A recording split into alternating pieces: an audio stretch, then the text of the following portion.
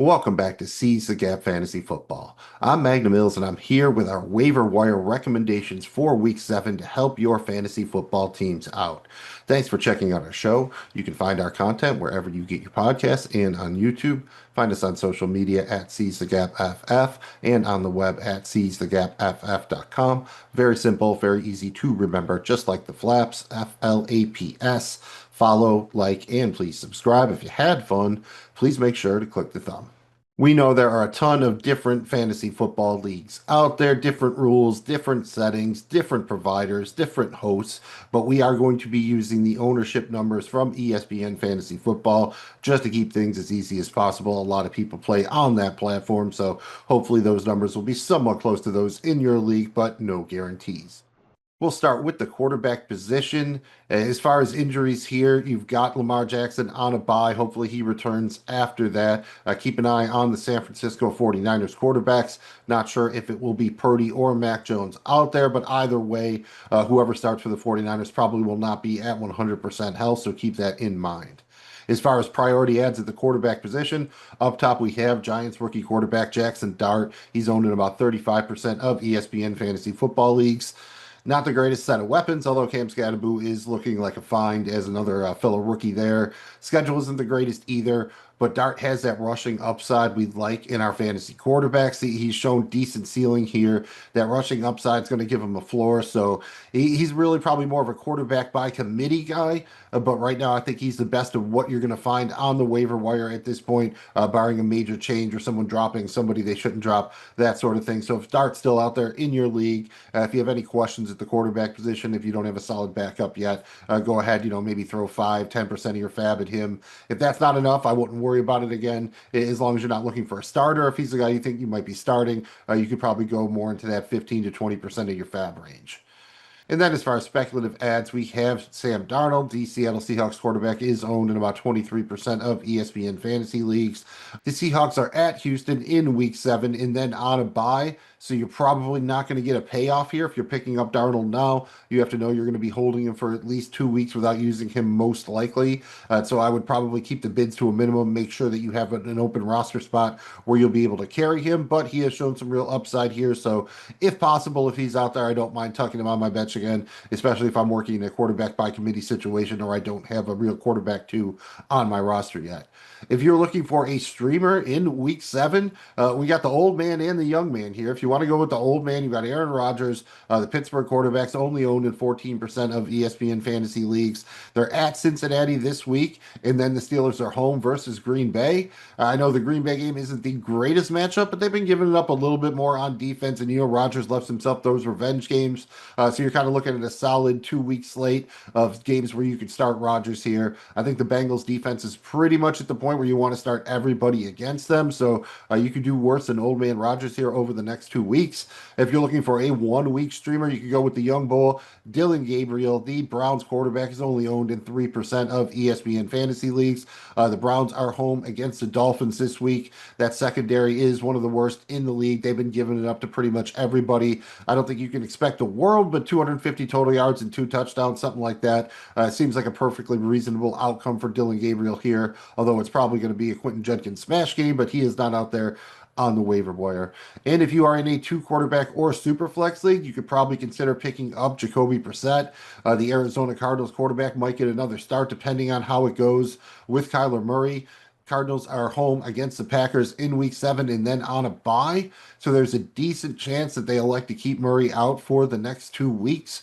So maybe go ahead if you're a Murray owner, especially you could backstock him with Brisket, but I'm probably not going to go too heavy here on our the Brisket, Jacoby Brissett, maybe 5-ish%. I don't think it's going to be more than a long-term fill-in, but in 2 quarterback superflex, you always need to be basically picking up any possible quarterback with an avenue to starting games. So he's probably out there given the late nature of the announcement with Murray not playing last week. So again, go ahead and tuck him, but don't go nuts with the fab unless you're a Murray owner and you want to make sure you can protect yourself.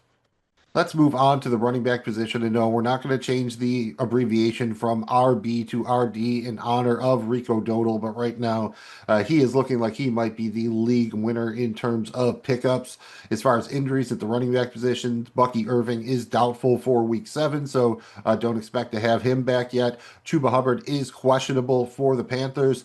Unknown what the split is going to look like between him and Dodal when he returns, so just something to keep an eye on. If you own Chuba Hubbard, it's not looking great right now. So he's pretty much just the guy you probably want to keep on your bench for now, but I don't know if you're going to be able to start him immediately when he returns. As far as they do it now, guys that are owned more than the 50% of threshold, where we're usually looking for players to be under because they're available in at least half of leagues. But sometimes there's guys that are owned in less than 80%, but more than 50% that you're like, wow, I can't believe that guy's available in this many leagues. In this case, it's Buccaneers running back Rachaad White. He is still available in 24% of ESPN leagues. So if he is out there, we don't know what the deal is with this Bucky Irving injury. My guess is we're looking at maybe week 9, week 10. So it's not a full season here. I wouldn't blow, 75% of your fab on Rachaad White, but I think he's worth a safe like 30-ish% right now. If he is still out there, you can get a couple of weeks of production out of him. And again, when you have running backs with injuries and, Bucky Irving's got a foot and a shoulder here, that's enough to make Rachaad White one of the most valuable handcuffs in the league down the stretch here as we get into the second half of the season. In terms of priority ads up top, you have Kimani Vidal, the sophomore running back for the Chargers, only owned in 27% of ESPN leagues. Had 18 carries, took him for a buck 24, 4 targets, which he turned into 3 receptions for 14 yards, but did find the end zone there through the air. Hassan Haskins only had 6 carries and 1 target, so it looks like Vidal's the guy here. I would probably go up to 65, 70% of my fab. There is a chance that the Chargers bring somebody in. There's a chance that Hampton returns, but they're making it sound like it's definitely going to be longer than the 4-week minimum. So all bets are off at that point. If you burned a bunch of hab on Haskins last week, I wouldn't cut him yet. Keep him on the bench there. This could be a hot hand situation. Haskins is a little bit more of a banger. If they do get some of that short goal line work, I think he still probably gets it. But Vidal is probably going to be the more valuable back in terms of the big playability and the role in the passing game. So I think he's the guy here. And also a priority, yeah, but maybe not quite as high. You have Kenneth Gainwell cheating a little bit here as he's owned in 57% of ESPN leagues. But we saw Jaylen Warren return. They had one of the toughest matchups you can get for a running back against the Browns, and Gainwell still put up about 10 PPR points. He profiles as a nice handcuff here to Jaylen Warren. If something happens, he's a borderline RB1, and even if Warren's healthy, he looks like he's going to be usable as a flex, someone who can maybe get you 8 to 12 PPR points a week. So if Kenneth Gainwell's out there in your league, if you have any kind of space, any kind of issues at the running back position, I think you should make him a priority. Again, if he's still out there at this point, you probably don't have to break the bank for him, but 25, 35% of your fab somewhere in there hopefully would get the job done, and I think it would be a fair price to pay. And then you have Bam Knight, Zonovan Knight, running back for the Arizona Cardinals, only owned in 6% of leagues. Kind of had a rug pull by Schefter on Sunday morning when he came out and announced that the Cardinals were going to be featuring Bam Knight, which was a big surprise because Michael Carter had been fairly successful the week before. He outcarried Michael Carter 11-9 and found the end zone. I don't think this is any kind of clear-cut situation here. This is probably just going to be a hot hand type of deal, at least until Benson gets back. So he's worth picking up, maybe 15, 20% of your fab. I don't think I would go further than that. The Cardinals get Green Bay, and then they're on a bye. So you're not going to get a ton of short-term utility here either. Always a chance that the Cardinals bring somebody else in if Benson's injury shapes up to be a little bit more long-term than we think it is. So I think he's a priority if he's out there. But again, I'm not breaking the bank for him. Same kind of thing with Tajay Spears. The Titans running back is owned in 24% of ESPN leagues. Tennessee's going to have to give him a bigger look down the stretch. Did that a little bit last week. He had 5 carries for 31 yards, 4 receptions, looked far more explosive than Tony Pollard. They fired Brian Callahan. New coach, coming in, or interim coach, I should say, but all bets are off here. I think they're going to work Spears in more down the stretch. He's very explosive. We saw him be very, very helpful to us in the fantasy football playoffs last year. So he is out there in 76% of ESPN leagues. You can go ahead, rectify that, get him on some more rosters. Shouldn't have to spend more than 5 or 10% of your fab to do it, but I am making it a priority over some of our more speculative ads. As far as speculative ads, these are guys you're probably not going to be able to start right away, but they're worth tucking on your bench if you have the roster space. Probably not going any more than 5 to 10% on any of these players, depending on your level of interest and your need at the running back position. We have, as far as speculative ads, Hassan Haskins, Chargers running back, owned in about 50% of leagues. Tyler Algier, one of the best handcuffs in the business, saw him find the end zone last week. Falcons running backs owned in 33% of leagues. Bashal Tutin, the Jaguars running back, owned in 31% of leagues. More of a handcuff now, but could see him playing a bigger role down the stretch. Brian Robinson Jr., 49ers running back, owned in 31% of leagues. Again, a very, very high-end handcuff to Christian McCaffrey. We've seen the 49ers struggle with injuries at basically every other position. So, knock on wood, hopefully C-Mac stays healthy. But if he does not, Brian Robinson Jr. would be quite valuable. Kendre Miller, the Saints running back, only owned in 25% of leagues. I'm still interested. He's getting some work every game, but he's really more of a handcuff now. Kamara's come out and said that he wants to stay in New Orleans. I think they'll probably honor his wishes. So I thought Miller maybe had a chance to get that job if they moved on from Kamara. Now that they're not, it makes him just a handcuff. Given Kamara's age, it's not the worst bet in the world. Miller has looked pretty good, but definitely not as much of a priority as I thought he was going to be a week or two ago. Jaden Blue, the Cowboys running back, owned in 19% of leagues. He is now dressing. He is the RB2 after Miles Sanders went on IR. Javonte Williams has looked very good, but Blue is very explosive. That Cowboys offense is going to have to score a lot of points because the defense is not very good. So I really like Blue as a speculative ad at this point. Kind of the same thing for Blake Corum, the Rams running backs, owned in 14% of leagues. I think Kyron Williams is the guy. He's locked in pretty good, but Corum has looked better in limited work this year. If something were to happen, Corum would probably be a running back one. So again, it's mostly a handcuff situation. Once in a while, you get away with him as a weak flex maybe, but I still like tucking Corum on your bench where you can. Big fan of Brashard Smith, the Kansas City Chiefs rookie running back, only owned in 4% of leagues. They continue to work him in with a handful of targets every game. He has not gotten the bigger role that the coaching staff keeps hinting at, but we're still fairly early in the season here. I'm tucking him on my bench wherever possible in hopes of him having a nice role down the stretch, hopefully helping me out in the fantasy playoffs. And then you have Kyle Monangai, the Bears rookie running back, operated as the clear backup to DeAndre Swift on Monday Night Football for the Bears. Bad news for him is Swift looked really good, easily his best game probably as a Bear, certainly of this season. But Monangai is out there in 96% of leagues. DeAndre Swift hasn't been the most durable dude in his career. Also a chance that they want to see what the rookie has as we get deeper into the season. So another nice speculative ad if you're looking for some depth at the running back position. For once, the running back position dodged most of the injuries. Unfortunately, they tended to all come at the wide receiver position. Rookie superstar Emeka Egbuka hurt his hamstring, currently in for an MRI. Don't know how much time he misses, but I would anticipate it to be at least 1 or 2 games. Hopefully, he doesn't hit IR, but the hamstrings are never good. They can be a little tricky. Doesn't sound like he's going to be out for the season, but definitely somebody you're going to have to make plans on replacing at least for the next week or two. Puka Nacua hurt his ankle, returned to the game, but operated basically as a decoy, didn't draw a target. The Rams are in London in week 7 and then on a bye, so I would anticipate being without Nacua until at least week 9. Marvin Harrison Jr. got knocked up, entered the concussion protocol, so his status for week 7 is unknown. Garrett Wilson tweaked his knee over in London, so the Jets wide receiver looks like he might miss a couple of games. And then as far as players who could return this week, you have Terry McLaurin of the Commanders, CeeDee Lamb of the Cowboys, Ricky Parasol of the 49ers, and Quentin Johnston of the Chargers. Sounds like all of them have a chance of returning for us in week 7. And as far as the do it now ads, owned in more than 50%, but less than 80%, then I think you should just go ahead and spend that 40-50% of your fab. In this case, it's Wandale Robinson. The Giants wide receiver is available in about 39% of ESPN leagues. He is not going to put up these wide receiver 1 numbers every week, but I think he could be a solid PPR wide receiver 3 going forward.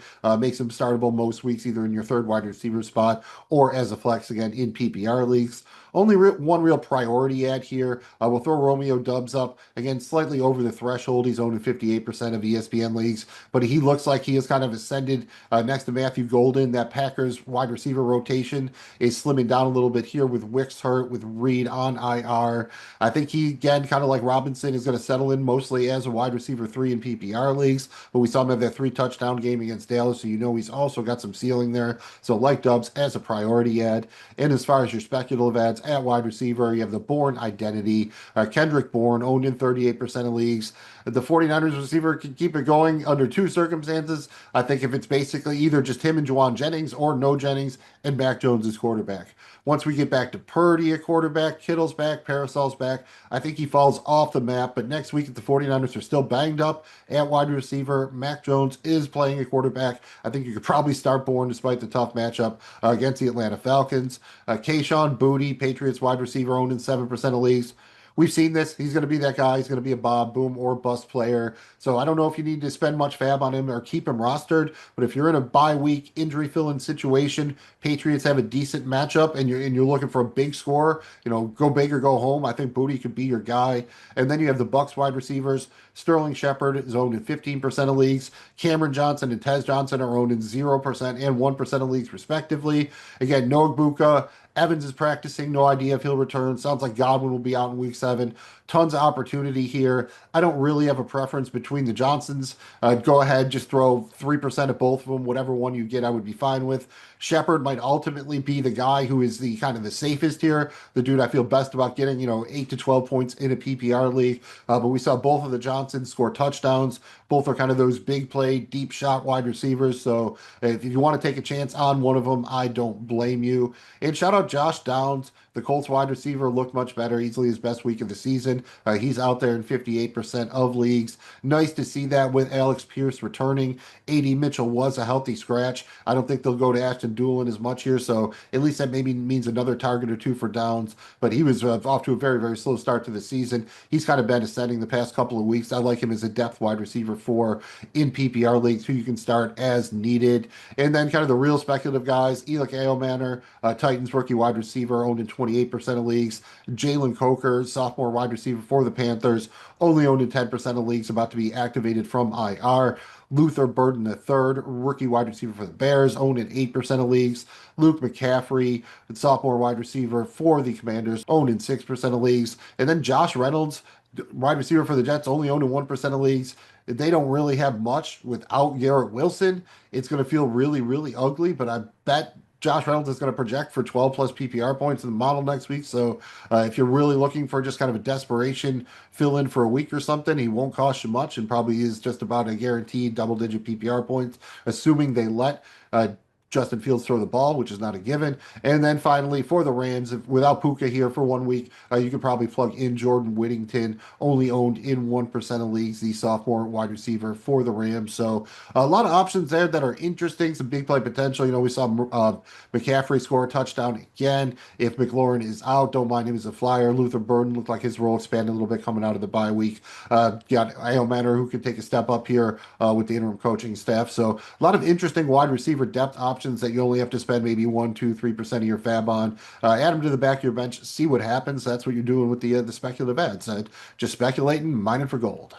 The tight end position continues to be a mess. Browns tight end David Njoku left in the fourth quarter with a knee injury. Cleveland's on a bye in week 9, so it would not surprise me if you were without Njoku until at least week 10. So wheels up for Harold Fannin Jr. We'll get to him in a minute.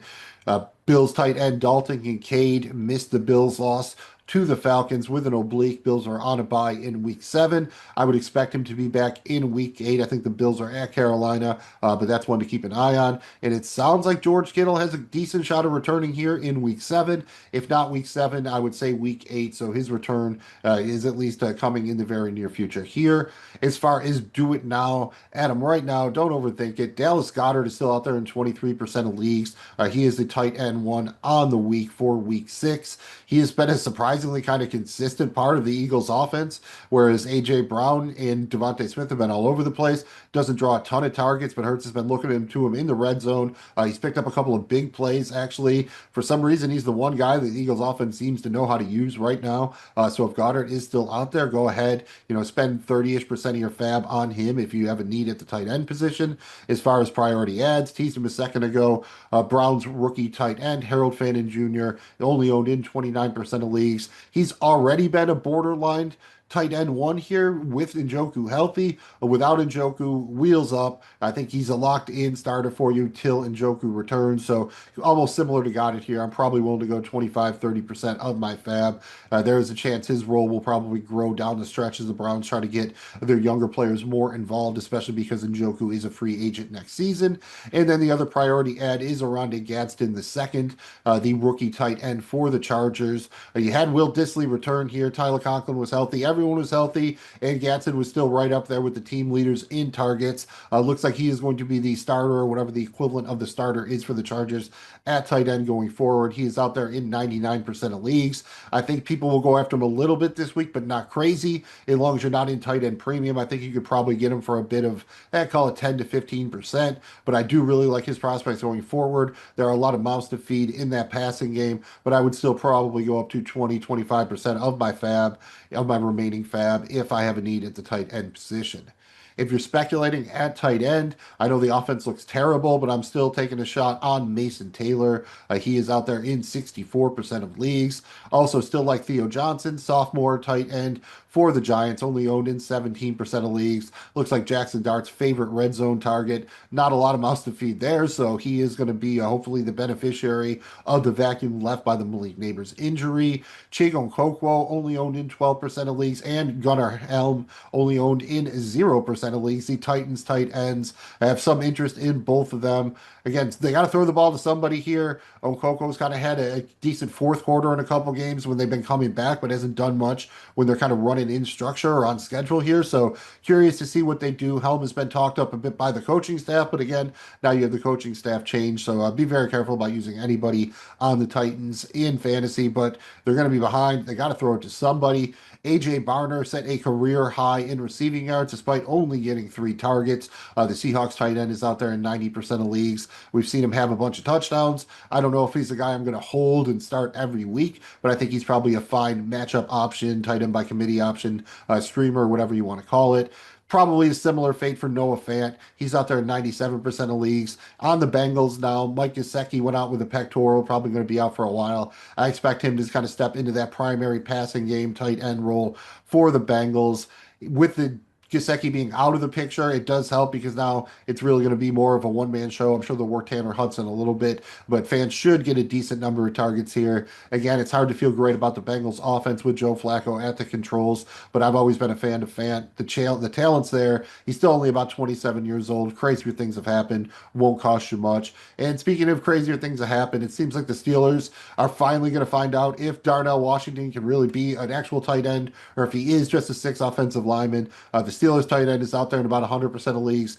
He is one of the biggest dudes in the NFL. They really tried to involve him last week, and he looks decent enough catching the ball. I think it could happen. They have 3 good tight ends there, so it's going to be a little bit of a crapshoot from a week-to-week basis. But you know Rodgers likes to lean on him, and Washington has been the clear leader in targets and snaps over the past couple of games. So if you're going to take a chance on somebody, he's a fun one to take a chance on. Probably get him for only 1% of your fab. So keep that in mind when you're allocating your bids for this week. And then as far as streamers at the tight end position, it's getting hot in here. Cade Otton, Bucks tight end, available in 91% of leagues. Nice little schedule here at Detroit, at New Orleans, and on the bye. You got all the injuries to the Bucks wide receivers right now. Big target vacuum available for Otton. So one of my favorite ads at the position this week, and I think you can immediately plug him in and get 2 usable starts out of him right away. And then you can go back to the well with Michael Mayer. I think the Raiders tight ends out there in 97% of leagues. The Raiders are traveling to Kansas City this week. I expect Brock Bowers to be out again. I expect them to be behind. The Chiefs have been fairly weak against the tight end this week. Laporta looked good for the Lions despite them losing. So Mayer won't cost you much. A very nice streaming option here, I think, for you in week 7 if you're struggling with injuries or buys at the tight end position. Are you in there, baby? Yeah. Starting defense. Place at the table. When it comes to fantasy football, offense is really driving the car, but we think that defense and special teams deserve a place at the table. In honor of our guy Latimer and the program, we're going to give you a couple of streaming defense and special teams options for week 7. Up top, we're going with those Kansas City Chiefs. They are out there in 87% of ESPN fantasy football leagues. They're home this week against the Raiders. I don't really need to tell you more than that. Raiders should be without Brock Bowers once again. Then we have the Jacksonville Jaguars. They are owned in 32% of leagues. They're home against the Rams. That doesn't sound like the greatest matchup, but this Rams offense is going to be a completely different beast with no Puka Nacua. They are down to basically just Devontae Adams as a receiving option. Kyron Williams is not that explosive that he is going to be able to generate offense all on his own. McVay can try to scheme it up, but it could be kind of an ugly game for the Rams. The Jaguars DST has been pretty solid this season, so I don't mind going back to the well here against a Rams team that could be already looking ahead to the bye a little bit. And then it's kind of dirty, but you could maybe go with the Jets DST. They're out there in 91% of leagues. They're home against Carolina this week. All of Carolina's success has come at home. They're on the road here. As bad as the Jets' offense was last week, it was easily their best game on defense of the season. I don't know if you can trust it going forward, but I do know that you can trust Carolina to probably make a couple mistakes on offense. It'll ultimately come down to whether Rico Dowdle can keep this up or not. I don't know if he can. Again, they've had good matchups at home. You're getting on the road here. It probably looks like a good matchup, but again, this is a Jets defense that has a lot of these same talented players from the past couple of seasons where they were a good defense at times. Yeah, they did fall off a little bit after they fired Robert Saleh, but I do think there are still a lot of talented players on that defense. Maybe they're kind of picking up on some of the scheme changes that Terry Glenn has implemented. Who knows? Maybe the Broncos just struggled in London and it was an outlier, but it sounds dirty, but if you need to take a chance on a streamer this week, not a lot of options out there. If you're digging at the bottom of the barrel, feel dirty about it, but you click the button, pick up the Jets. Only cost you, maybe 1 or 2% of your fab. So you got that going for you, which is nice. And it was nice of you to check out this episode of Seize the Gap Fantasy Football. Hope that these recommendations can help you out. If you have any questions as far as a fab bid, who to drop, that sort of thing, hit us up on social media, drop it in the comments, all that good stuff. You can find our content wherever you get your podcasts and on YouTube, on social media at Seize the Gap FF, and on the web at the same place, seizethegapff.com. Simple and easy to remember, just like the flaps, FLAPS. Very crucial to our success. Follow, like, and please subscribe if you had fun. Please touch the thumb. I'm Magnum Mills. Thanks again for checking out the show, and we hope that we've helped you to seize the gap to stop being so inefficient. You have to do it, even if you're old.